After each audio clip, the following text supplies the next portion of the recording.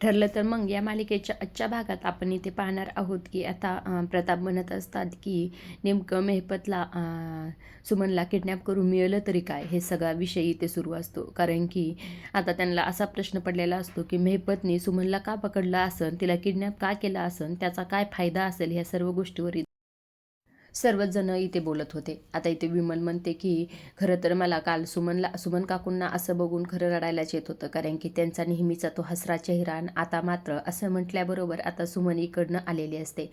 सुमन येते तेव्हा तिला सर्वच बरं आहे का, तुला झोप वगैरे लागली का, हे सर्व काही विचारत होते. सुमन मात्र नुसतं मान हलवत होते.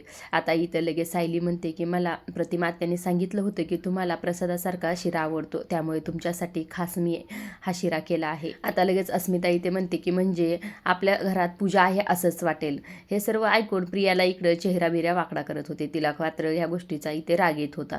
आता इथे लगेच कल्पना म्हणते की मग आपण आपल्या घरी सत्यनारायणची पूजा करूया का, कारण की सुमन देखील व्यवस्थित घरी आली आहे, सगळं काही सुखरूप झालं आहे, तर पूजा करायला काहीच हरकत नाही. आता इथे सर्वच पूजा करण्यासाठी तयार झालेले असतात. मात्र सुमन इथे म्हणते की मी म्हणते की मी आता घरी जाईल. तेव्हा मात्र सर्वांनाच आश्चर्य होत असतं की, कारण की सुमनला इथे बरं वाटत नसतं, ती का घरी जायचं हा प्रश्न सर्वांना पडलेला असतो. ती म्हणते कधी ना कधी तर जावेच लागेल ना. आता सर्वच इथं आग्रह करत होते की तुला आरामाची गरज आहे, तू आता जाऊ नकोस. पण मात्र सुमन इथं खरं तर कुणाचं हे ऐकत नाही. त्यांचं एकच होतं की मला लगेच जायचं. तेव्हा लगेच पूर्ण आजी इथे म्हणत असते की बरं ठीक आहे, नाश्ता वगैरे कर, जेवण वगैरे कर, आणि नंतर मग तुला सायली आणि अर्जुन सोडायला येतील. तेव्हा मात्र तरी देखील सुमन इथे म्हणत असते की नाही नाही, मला आत्ताच जायचं, जेवण वगैरे नको नको, माझी प्रतिमाताई देखील माझी इथे वाट पाहत असतील आणि मला देखील त्यांची इथे आठवण येते, असं खरं तर इथे सुमन म्हणत असते. तेव्हा मात्र आता अर्जुन इथे म्हणतो की सायलीने तुझ्या आवडीचं एवढं छान बनवलं आहे शिरा, तर तेवढा तरी खाऊन जाशील का. तेव्हा मात्र सुमन तयार झालेले असते. आता दुसरीकडे मात्र सुमनला सोडायला अर्जुन आणि सायली केलेली असतात. मात्र घरी इकडे कुणीही नसतं. आता इथे प्रिया मात्र हॉलमध्ये आलेली असते. ती विचारच करत असते की सायलीला नेमकं कशाप्रकारे अडकावं. आता ती किचनमध्ये जाते आणि सायलीने स्वयंपाक करून ठेवला आहे का, हे सर्व तपासत असते. तेव्हा मात्र सायलीने सर्व काही स्वयंपाक इथं बनवून ठेवलेला असतो. आता ती इथं म्हणत असते की सायलीचा माज उतरायचा असेल तर हाच एक चान्स आहे, असं म्हणून खरं तर आता ती तिथे कंटेनर वगैरे ट्रॉल्यामध्ये शोधायला जाते. आता तिला कंटेनर सापडतात आणि जो काही स्वयंपाक केलेला असतो तो सर्व त्या कंटेनरमध्ये इथे ती भरत असते. कंटेनरमध्ये भरून ती एका पिशवीमध्ये सर्व काही इथे ठेवत असते. आता वरती त्या पिशवीतच ती पोळ्या वगैरे पण सायलीने बनवल्या असतात, त्या देखील इथे ठेवत असते. आता सर्व रिकामे झालेले भांडे वगैरे असतात ते देखील ती आता इथे धुवून वगैरे जागच्या जागी ठेवत असते, म्हणजे कुणालाही कळू नये की सायलीने खरं स्वयंपाक केला होता का, आणि घरचे सर्वच तिच्या नावाने ओरडतील.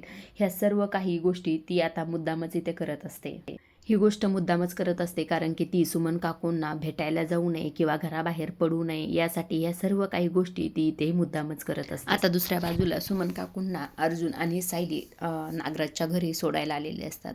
तेव्हा मात्र सर्व जिथे बसलेले असतात. तितक्यातच आता इथे नागराज आलेला असतो. सुमन बरी ना तू. तेव्हा लगेच सायली इथे म्हणते की हा बऱ्यात त्या आमच्या घरी त्या खरं तर सुखरूप आहेत, हे तुम्हाला मी कालच सांगितलं ना. लगेच नागराज म्हणतो की हो ग, पण मला काळजी वाटते ना सुमनची, त्यामुळे मी इथे चौकशी करत आहे. आता रविराज इथे म्हणतात काल कधी बोलली तू तिच्याशी. तेव्हा लगेच ती सायली इथे सांगत असते की अहो नागराज काकांना सुमन काकूची खूप आठवण येत होती, त्यांची काळजी वाटत होती, म्हणून त्यांनी उशिरा रात्री प्रियाला फोन केला होता. तेव्हा मात्र मी त्यांच्याशी बोलले. इकडे आता नागराज सुमन जवळ जातो तिला म्हणतो सुमन तुला रात्री झोप लागली का, तू बरी आहेस का. मात्र सुमन इथं एकही शब्द त्याला बोलत नाही. आता तो इथे म्हणतो की अगं तुझ्या मी आवडीची नारळाची बर्फी तुला आवडते, खास तुझ्यासाठी आणली बघ, तू सुखरूप घरी आलीस ना म्हणून तुझ्यासाठी आणली आहे, मी खाऊ घालू का तुला, मी खाऊ घालू का, असं म्हणून तिला आता तिच्या तोंडापुढं नेत असतो. मात्र ती खरं तर इथे मागे मागे होत असते आणि त्याच्याकडे पाहत देखील नसते. मी खाऊ घालू का, आता खरं तर तो रागानेची ते खा खा खा, असं काय करते सुमन, असं काय करते, असं म्हणत असते. मात्र सुमन खरं तर त्याच्याकडे बघत देखील नसते. आता ती खरं तर इथे घाबरल्याचं नाटक करत असते आणि आता ती लगेच जोरात म्हणते की तुम्ही माझ्यापासून दूर व्हा, हात लावू नका मला, दूर व्हा, असं म्हणून खरं तर तिथून उठलेली असते. आता ती जोर जरा ओरडत असते की मला माझ्या घरी सोडवा. मला माझ्या घरी जायचं आहे. लगेच आता सर्वच म्हणतात, हे तुझंच घर आहे. तेव्हा ती म्हणते, नाही नाही, माझं मला माहीत नाही ह्या सर्व गोष्टी. हे मला माझ्या घरी सोडा. माझे हात बांधलेत. ह्या सर्व गोष्टी ती इथे आता बोलत असते. अर्जुन तिला म्हणतो की सुमन काकू तू शांत हो ना, शांत हो. असं म्हटल्यावर ती थोडी शांत होत असते. आता नागराजला तर मात्र ती जवळ देखील इथे येऊन देत नसते. त्याला म्हणत असते की मला हात देखील इथे लावायचा नाही. आता इथे सायली म्हणते की रविराज काका, मी सुमन काकूला त्यांच्या रूममध्ये सोडते. ते आराम करतील. तुम्ही काळजी करू नका. मी घेते त्यांची काळजी आणि मी त्यांना वर सोडते. तेव्हा मात्र सुमन इथं नागराजकडं बोट दाखवत असते, घाबरल्यासारखं करत असते. आता सायली मात्र तिला वर घेऊन जाते. हा यांचा प्लॅन आहे का खरं? सुमन काकूंना हा त्रास होतोय खरं इथे कळालेलं नाही. आता इकडे सायलीवरती सोडायला गेलेली असते. तेव्हा मात्र इथे सर्व टेन्शनमध्ये आले असतात. तेव्हा रविराज म्हणतात की खरंच मेहपतनी सुमनला किती त्रास दिला असेल. तिला स्वतःच्या घरी देखील इथं सुरक्षित वाटत नाही. तेव्हा मात्र प्रतिमाला देखील इथं तिची काळजी वाटत असते. हे दोघं देखील खूप इथे टेन्शनमध्ये असतात, कारण की सुमनची ही अवस्था पाहून खरं तर सगळ्यांनाच इथे काळजी लागलेली असते. आता तितक्यातच वरनं सायली आलेली असते. ते अर्जुन म्हणतो की खरंच आम्ही जेव्हा तिला सोडवायला गेलतो तेव्हा मात्र तिचे हात वगैरे बांधलेलं होतं, तोंडात बोळा होता आणि अक्षरशः ती थरथर कापत होती. तिची अवस्था पाहून खरंच आम्ही देखील तिथे घाबरलो होतो. पण आम्ही काही एक्सपेक्ट देखील केलेलं नव्हतं. हे खूपच भयान झालं मात्र. आता इथे सायली म्हणते की खरं सुमन काकूंना आरामाची गरज आहे. त्यांना इथे मानसिक थकवा आलेला आहे. तेव्हा लगेच नागराज म्हणतो की हो, काय अवस्था झाली सुमनची, मी तिच्यासोबत थांबतो का? असं सायली म्हणली की अजिबात नको, त्यांच्यासोबत कुणीही थांबू नका, त्यांना खरं तर इथे आरामाची गरज आहे. तेव्हा रविराज आणि प्रतिमा देखील म्हणतात हो हो, तिला आरामाची गरज, तिला डिस्टर्ब करायला कोणीही जाणार नाही, हळूहळू ती होईल बरं. आता लगेच प्रतिमा म्हणते की खरंच होईल ना बरं? आता सर्वच म्हणतात हो हो, नक्कीच बरे होईल लवकर. आता सायली ते सांगते खरं तर तिला असं रात्री देखील झोप लागली नव्हती. विचित्र विचित्र इथे स्वप्न पडत होते. तिला खरंच आरामाची गरज आहे. ह्या सर्व गोष्टी इथे काही त्या बोलत होत्या. आता इथे अर्जुन इथे म्हणतो की त्यांच्यासोबत नेमकं काय काय झाले, त्या कोणत्या कोणत्या त्रासातून गेल्यात, खरं तर आपल्याला त्याची कल्पनाही करता येणार नाही. या सगळ्यामुळे त्यांचा मेंटल बॅलन्स हलण्याची शक्यता आहे. तेव्हा लगेच सायली म्हणते की हो, असं जर असेल तर त्यांची आपल्याला खूप काळजी घ्यावी लागेल. आता इथे सायली सांगते की त्यांनी कितीही आरडाओरडा केला, काही जरी केलं तर आपल्या सर्वांना इथे शांतच राहावं लागेल. तेव्हा मात्र हे सर्व ऐकून नागराजला इथे आनंद होत असतो. ते म्हणत असतो की मी एवढं तिला छळलं, ह्या सर्व गोष्टी केल्या, याचा परिणाम तिच्या डोक्यावर झाला आहे. त्यामुळेच तिने माझं नाव घेतलं नाही. मला तर खरं इथे लॉटरी लागली आहे. खरंच माझा फायदा झाला आहे. म्हणजे माझं सुमन नाव कधीही घेणार नाही आता, असा विचार तो इथे करत होता. दुसऱ्या बाजूला इकडे प्रियानी जे काही जेवण पिशवीत भरून आणलं होतं ते सर्व काही ते फेकायला आलेले असते आणि तिथं ती फेकते देखील. तिला असं वाटतं की आता सायलीचं मात्र काही खरं नाही आणि तिचा प्लॅन आता सक्सेस झाला आहे, तिला असं वाटत असतं. आता दुसऱ्या बाजूला इथे कल्पना अस्मिताला जेवायला घेऊन येत असते. इथे बस तू, मी तुला ताट घेऊन येते. तेव्हा लगेच अस्मिता म्हणती मला खरं तर या गोष्टीचा कंटाळा आलाय, मी नको म्हणायचं, तू आग्रह करायचा, ह्या सर्व गोष्टीचा मला कंटाळा आलाय. तेव्हा लगेच कल्पना म्हणते की तू असं काही करूच नको ना, मग तू डायरेक्ट जेवण करत जा, म्हणजे तुलाही त्रास नाही मलाही त्रास नाही. असं म्हणून आता तिला ती तिथं बसवती. ती म्हणत असते की मला सायलीने सांगितलंय तुझ्या तब्येतीची काळजी घ्यायची, तुझ्या खाण्यापिण्याची काळजी, तू वेळेवरच जेवली पाहिजे, ह्या सर्व गोष्टी ती मला सांगून गेली. तिला आज उशीर होईल वाटतं का, तू इथं बस, मी तुला जेवायला घेऊन येते. तेव्हा मात्र कल्पना गेलेली असते. तेव्हा तर किचनमध्ये खरं तर काही स्वयंपाक बनवलेला नसता. आता कल्पना इथे विचारच करत असते की सायली तर म्हटली होती मी पूर्ण स्वयंपाक करून जाईल, नेमकं काय झाले असेल हा विचारच ती इथे आता करत असते. सायली विसरली तर नसेल ना हा विचार. आता दुसऱ्या बाजूला अर्जुन आणि सायली तिथून निघलेले असतात आणि ते गाडीत बसलेले असतात. गाडीत बसल्याबरोबर ते एकमेकाकडे बघतात आणि हसतात. म्हणजे हा सर्व काही प्लॅन होता तो त्यांचाच होता की सुमन काकू जे काही ते करत होत्या ते सर्व काही नाटक होतं. म्हणजे आता इथे सर्व तुम्हाला आठवतच असेल की जेव्हा सुमन काकूंना सोडवलं होतं तेव्हा एक प्लॅन सायलीने सांगितला होता. तो प्लॅन खरं तर त्यांनी इथे सांगितला नव्हता. तेव्हा मात्र आता तो इथं ते एक्सप्लेन करत आहेत.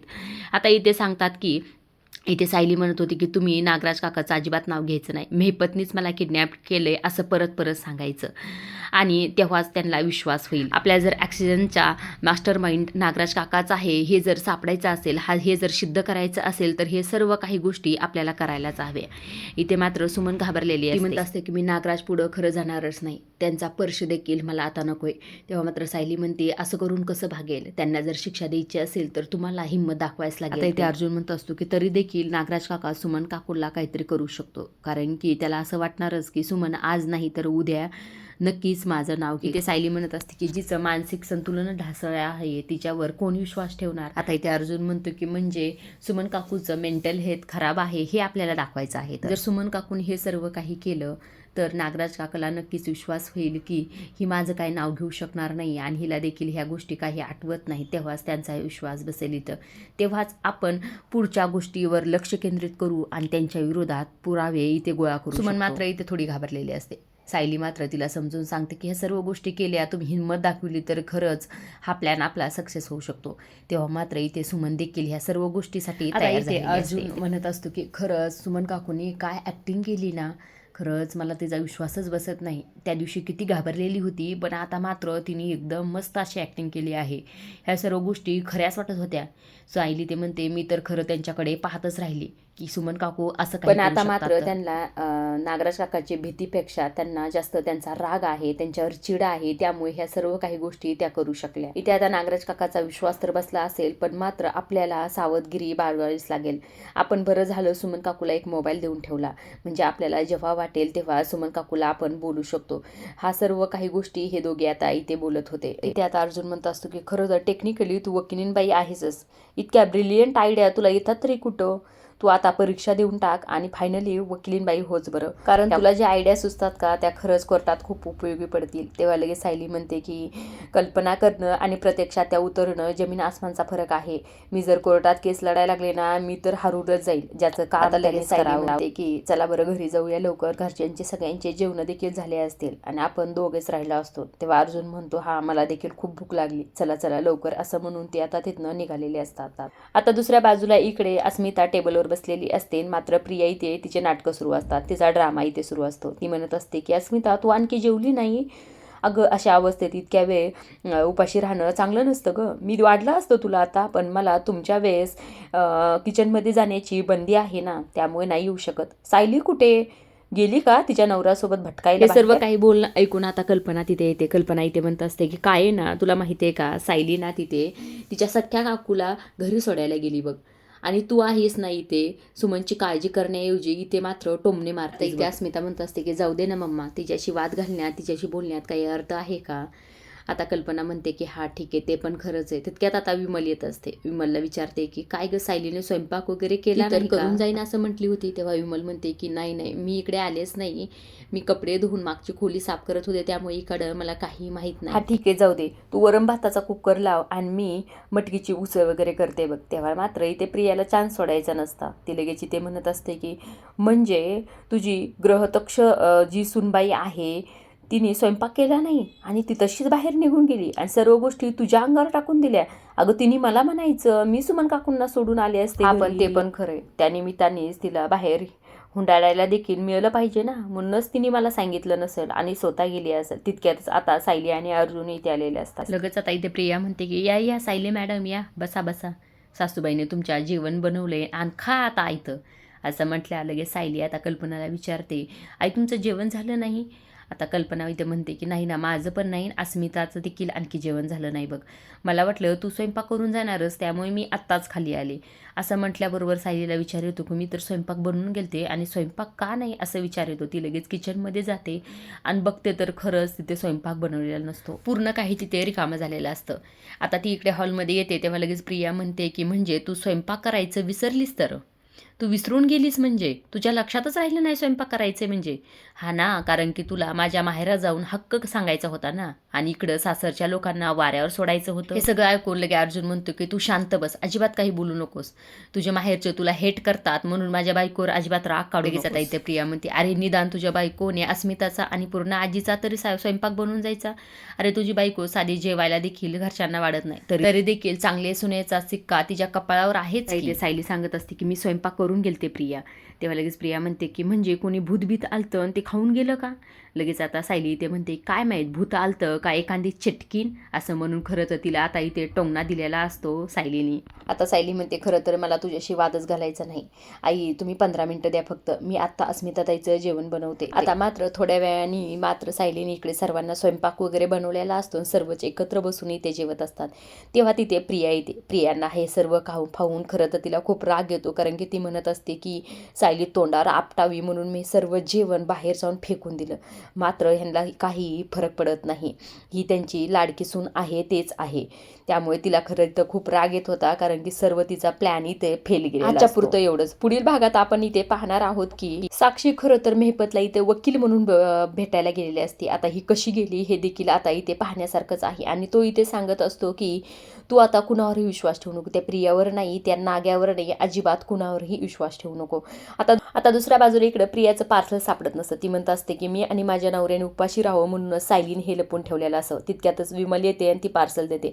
लगेच आता अश्विन म्हणतो म्हणजे सायली वहिनी तुम्ही हे लपून ठेवलं होतं. सायली ते म्हणते की मी इतकी निष्ठुर नाही की आपल्या माणसाला उपाशी ठेवते, हे काम तुमच्या बायकोचं आहे असं म्हणून खरं तर तो व्हिडिओ इथे आता अश्विनला ती दाखवत. आता पुढे अश्विन मात्र प्रियासोबत कसा वागतो आणि प्रियावर काय रिॲक्ट होतं हे पाहण्यासारखंच आहे. अशा डेली मालिकेच्या अपडेट जाणून घेण्यासाठी चॅनलला जरूर सबस्क्राईब करा. पुढील भाग पाहायला देखील